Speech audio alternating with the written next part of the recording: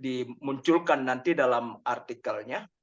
Yang pertama, bagaimana penggunaan strategi-strategi dalam Injil Yohanes ini, bila mana misalnya kita mau menginjil ke masyarakat yang belum pernah berinteraksi dengan masyarakat Kristen.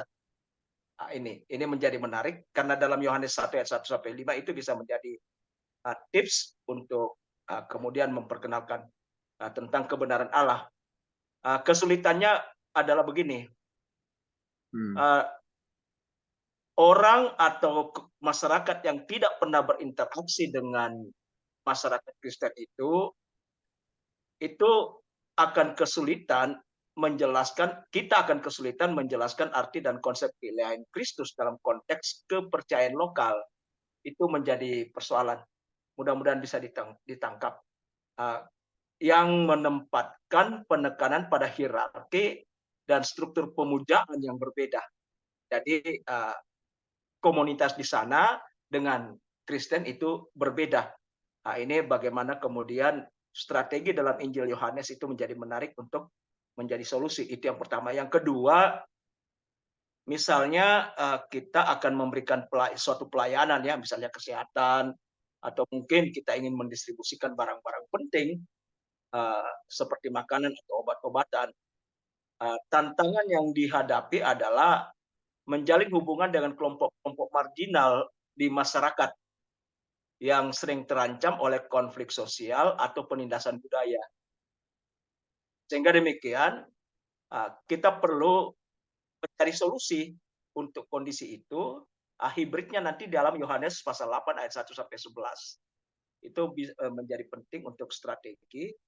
Kemudian case berikutnya adalah bila mana kita ingin memberitakan Injil Yohanes kepada kelompok Muslim di wilayah tertentu, misalnya di Indonesia.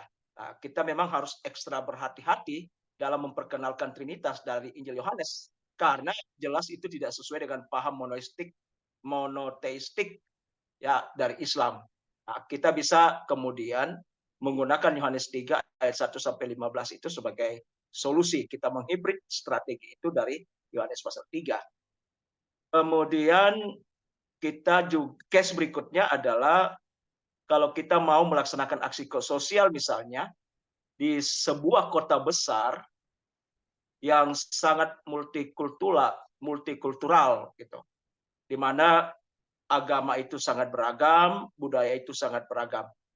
Kesulitan yang kita hadapi mungkin adalah dalam memahami kepercayaan dan nilai-nilai lokal serta ragam bahasa dan kebiasaan masyarakat.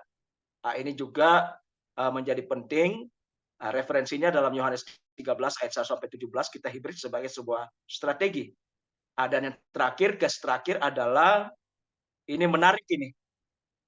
Kita ingin memberikan pengajaran tentang kasih Kristus di lingkungan yang rata-rata itu bertumbuh dengan kultur individualis.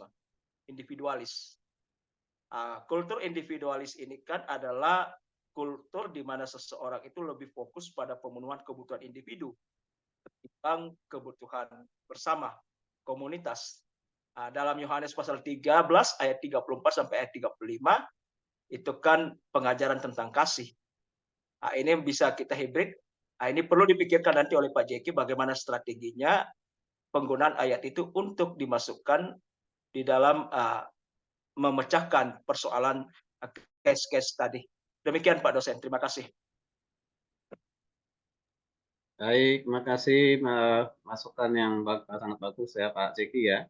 Barangkali itu bisa ditampung supaya bisa lebih bagus lagi, perbaiki lalu nanti dikirim Word-nya ke saya Pak ya.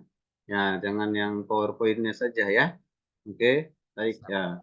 Baik, kalau memang tidak ada yang berarti saya harus melanjutkan materi saya nanti minggu depan.